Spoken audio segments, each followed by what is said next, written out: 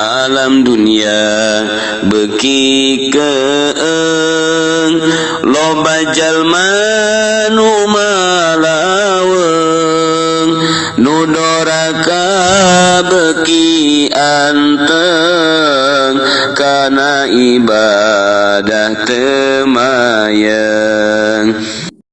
qarrabal abdu kurbanahu tiap jelema anu ngalaksanakeun kurban Allah mah teu hayang dagingna Allah mah teu neuleuh getihna tapi Allah mah neuleuh teh takwana la yanallallahu luhumuha wala dimauha walakin yanaluhu taqwa los dagingna mah jang sia dahar ku sararia tapi aing mah nilai nu ku aing katarima takwana eta jelema fa awwalu qatratin qatarat minal kurban takunu kafaratan likulli dzambin amilahul abdu setiap tetesan getih nu nyek celekatana nu dipencit ku hiji jelema maksudna korban eta teh ngajadikeun pangampura dosa setiap tetes tlak mangkaning sabaraha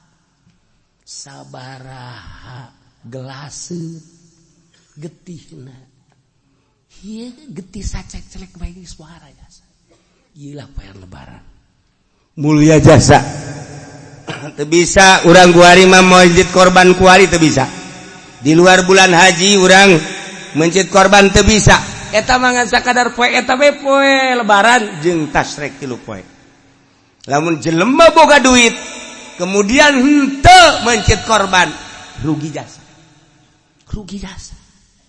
lantaran keur ditongton ku malaikat kararieu malaikat coba tuh si haji itu boga sebenarnya namanya duit pan bangunan nyokotan daging bae ulah neuleukeun tunjuk aing atuh biasa bae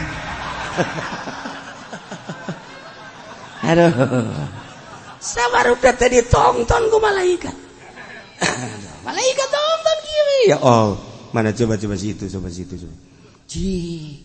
pan situ mah duit loba ge teh coba situ tuh malaikat itu tuh di masjid laporan ya Allah itu mah tuh Pak anu mah di anu masjid cek Allah guys bukakeun lawang sorga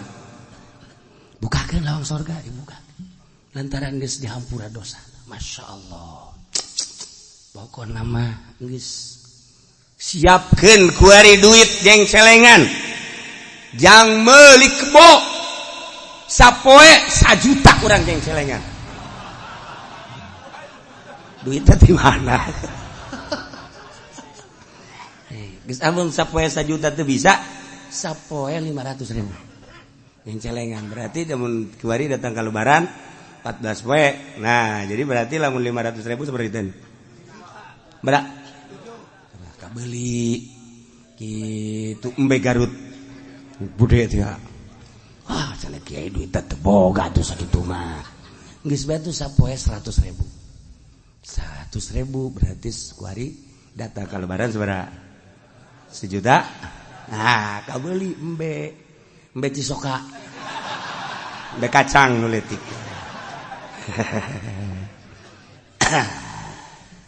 Guys kuari mah lamun jadi tukang ojek ngojek kuari sapoe-sapoena tah duit gojekna sing meunang 1 juta ceng celengankeun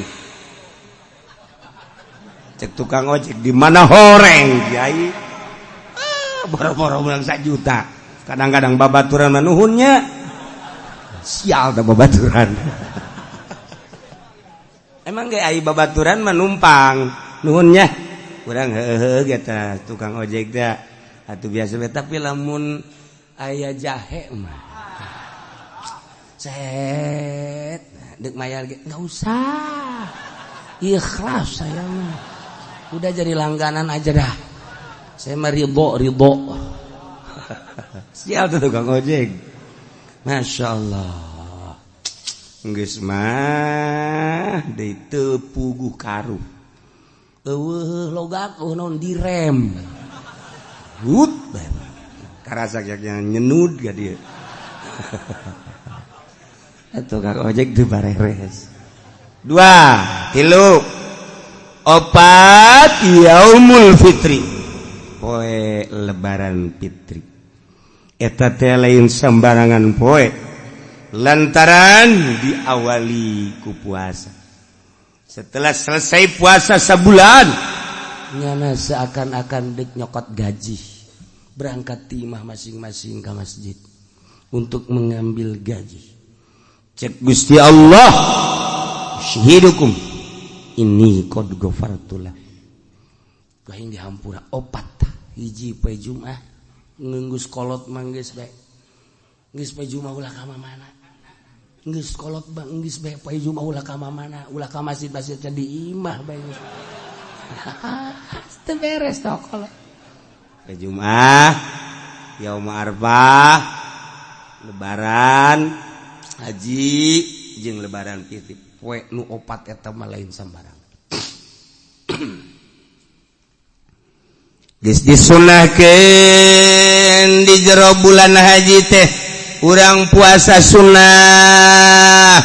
Puasa Arfah bae. Masya Allah. Pohara ya Arfah. Lain lalagan. Puasa Arfah teh eta puasa nu ganjarana pohara jasa. Antara aya hiji carita budak ngora. Eta budak ngora neueun bulan bae. Begitu tanggal hiji bulan haji langsung nyana puasa. Puasa tanggal hiji nya mah selain Arfah deui di tanggal hiji.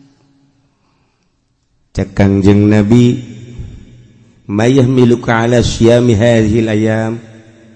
Kunaon maneh ieu muasaan poe ieu? Cek eta anak muda bi abi wa ummi anta mufda ya Rasulullah. Inna ayyamul masyair wa ayyamul haj. Masallahu ayyushikani fi du'aihim. Hampura Gusti Rasul. Abdi mah ieu nu mantap puasa ge sugan berganjar bae. Emang lantaran inget nu di Mekah. Di Mekah teh ieu poe teh ayyamul masyair wa ayyamul haj. Diakhiri ku Arfah tanggal hiji geus siap-siap di Mekah teh menunggu diberangkatkeun ka Arfah. Geus sarariap nungguan diberangkatkeun tanggal 8. Langsung diberangkatkeun tanggal 9 wukuf. Masya Allah. Abdi mah Gusti Rasul henteu ka Mekah. Tetapi jelema di Mekah teh kapan ngadaroa. Sedangkan doa na anu di Mekah nu di Arfah teh di tanggal 8 tanggal 9 moal datang ka misle kabeh diijabah ku Gusti Allah. Ku agungna poe Arfah jelema ngadoa diijabah. Abdi mah pan teu ka ditu. Geus abdi puasa sugan bae. Abdi dihijikeun doa-doa nu di Arfah. Engke bisa nyedot ka puasa abdi. Sakumaha beusi persani we geus sedot. Tah doa-doa jelema nu di ditu ngadoakeun ka nyahana nyarana masing-masing oge ka muslimin muslimat sadunya sugan bae abdi keur puasa mah. Tuh. Ja abdi mapan ka ditu henteu. Kemudian atuh hayeuna mah kitu abdi mah jaga we henteu di dieu. Geus bae atuh abdi mah rek puasa abeh akur ganjarana. Kumaha teh cak Kangjeng Nabi? Cak Kangjeng Nabi masyaallah. Fa innalaka bikulli yaumin tasumuhu adlam yati raqabatin. Sanyanyana tetep ka anjeun.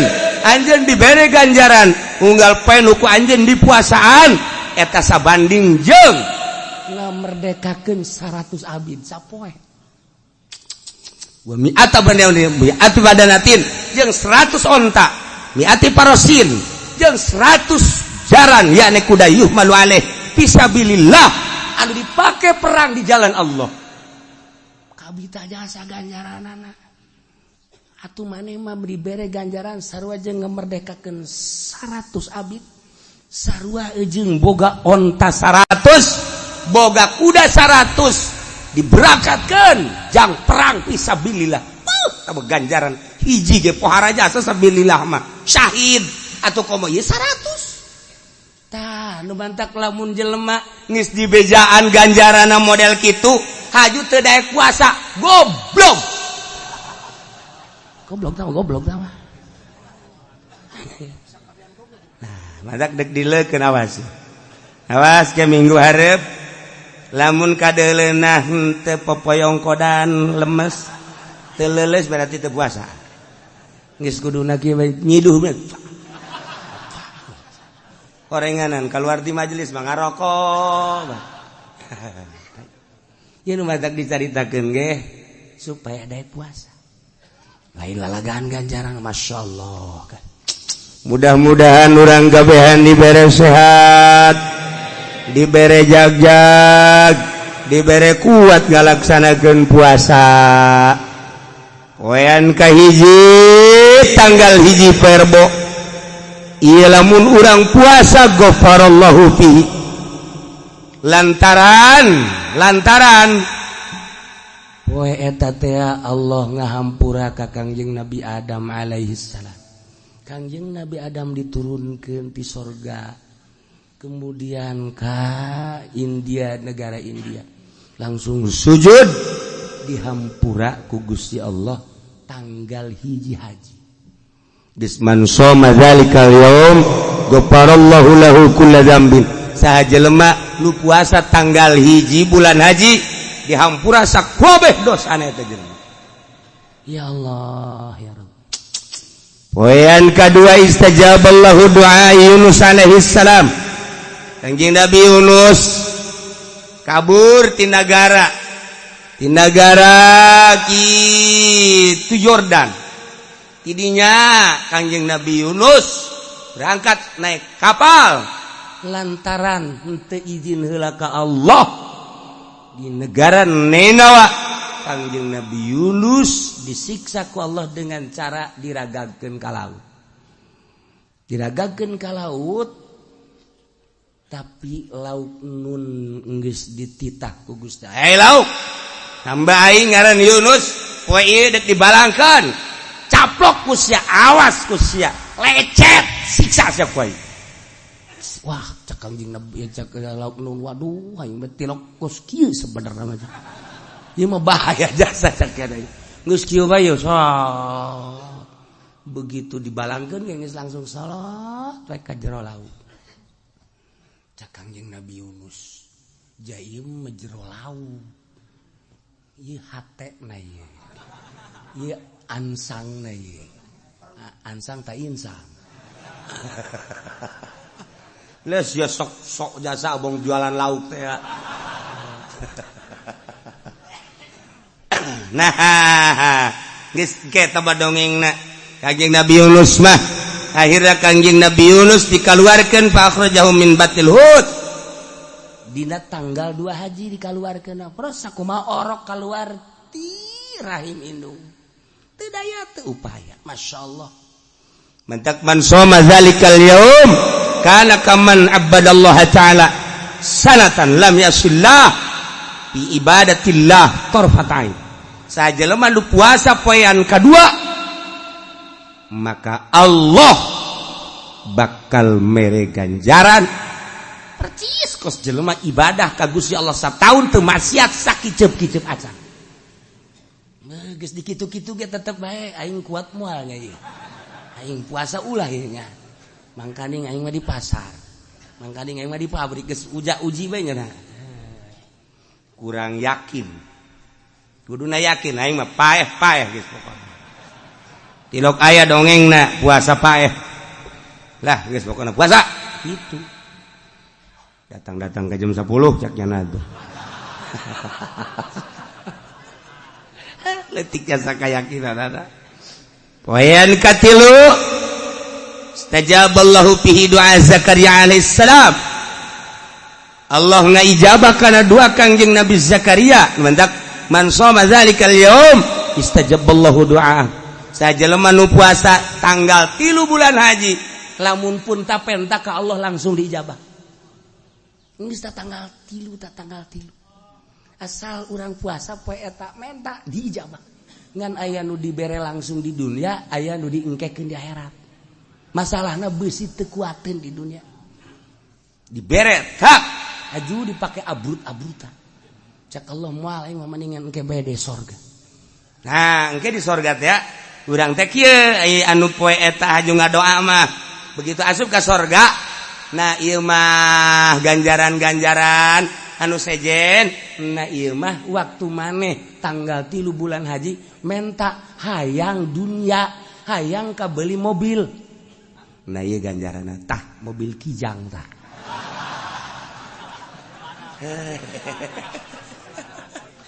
protesnya na ya Allah ya Rob atuh kijang ge baheula keur di dunia nya di sorga aya kijang tinggalin ku batul ojol Gusti ojol jeung naon ja jeung Lexus we atuh pan baheula mentana kijang maneh henteu emang Gusti emang kajian kumaha Lexus bae Lexus kumurahna Gusti Allah dibere ulah Lexusnya tah kapal bae eta murah Gusti Allah dikitu-kitu ge tetep kuat moal aingnya ieu waya maksud dibere bebejak kieu ge ye ai santri bang geus nyaho kula ge santri kiai atuh yakin geus nyaho ieu mah jang anu bangsa pedagang budak sakola nu teu nyararao nu tilok maca kitab lah aya kiai mah geus ge poho deui ieu mah mepelingan dieu mah poean kaopat al yaumul ladzi wulida fihi Isa alaihi salam Kangjeng Nabi Isa dilahirkan tanggal 4 bulan Zulhijjah geus atuman sama zalikal yaum saja lemah nu puasa dina poe eta ya tanggal 4 nafallahu anul basa wal faqra bakal dileugitkeun ka riweuh jeung kapakiran tanggal 4 masyaallah poean kalimal yaumul ladzi wulida fi Musa alaihi salam di mana Kangjeng Nabi Musa baheula dilahirkeun na tanggal 5 Zulhijjah geus man sama zalikal yaum bari aminan nipak amin azabil gobri sajalma nu puasa dina tanggal 5 bulan haji bakal bebas tina penyakit nipak jeung tina siksa kubur ieu penting ieu pilihan bae atuh urang tah tanggal hiji tanggal 2 iya aing mah tanggal 5 bae geus lah resep jasa aja aing mah ieu enggak tanggal hiji teu puasa tanggal 2 tanggal 5 mun ditanya apa sih tanggal 5 doang aing resep tah ganjaranna tah eta doang tah aing mah teh di sisa kubur selesai aing mah geus aduh budaknya gagah aing prak dipilihan puasana aduh macem-macem bae poean kagenep al yaumul ladzi fatahallahu linabihi fil khair Allah mukakeun ka Gusti Allah ka nabina dina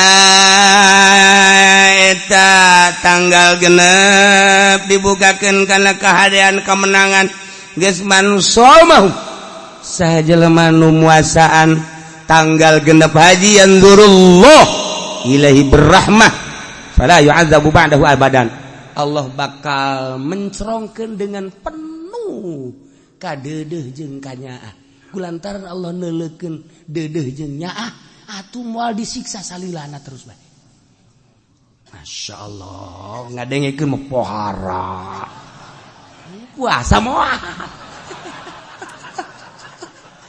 aduh Gusti Allah ganjaranna gede jasa ieu aduh ya Allah ya Rabbi aduh lah cenah kieu tahun kamari geus puasa ieu cenah kuali mah geus nyaho kuali mah eta ganjaranna tahun kamari geus tahun ieu moal ji beuki dibere beja mundur sama yaumus sabi al yaumul ladzi yughlaqu fihi abwabu jahannam wa la tuftahu hatta tamdi ayyamul ashr poean katujuh mah poean di mana poe eta teh ditutup lawang jahanam teu dibukakeun deui datang ke Ayyamul Asyr tanggal 10. Mulai poe eta tutup lawang neraka. Jahannam ditutup kabeh. Nu mantak man shamahu aglaqallahu anhu 30 baban minal usri. Wa fataha lahu 30 baban minal yusri. Sajalema nu puasa dina poean ka-7 Allah bakal ngonci 30 lawang kesulitan, bakal mukakeun 30 lawang kagampangan. Pohara jasa. Poean ke-8 sok dingaranan yaumut tarwiyah. Tanggal 8 tarwiyah man shamahu utiya minal ajri ma la ya'lamu illallah. Bakal dibere ganjaran teu dibere nyaho ku Gusti Allah ku gede-gede da ganjaran. Nu penting maneh puasa tarwiyah tanggal 1, tanggal 2, tanggal 3, tanggal 7 sakitu gedena 8 mah tarwiyah ulah hayang nyaho sia ku bodai gedena. Masya Allah. Model dibabagi we anak tah jang sia tah jang sia. Nah, anu bungsu mah tiok dibere nyaho. Tenang sia atuh geus. Make kiceup sagala tah kolot make kiceup. Hiji tah. Kedua tah. Dah, bulu deja satu gol de tah. Cek nu bungsu teh aya abdi. Geus tenang. Maksudna naon? Imah jang sia. Kedokan jang sia. Tuh kabeh mobil di jalan jang sia kabeh. Syukurlah mah. Sia kabeh geus. Nah eta nu bungsu mah teu dibere nyaho. Nu kahiji, kadua, katilu, kaopat dibere. Tapi nu bungsu cukup ku kicep. Asal geus kitu we geus mantep jasa. Urang bae ku babaturan teh babaturan keur ngababagi tah. Noel ayo gampang ya mah. Pareng poho ka dituna.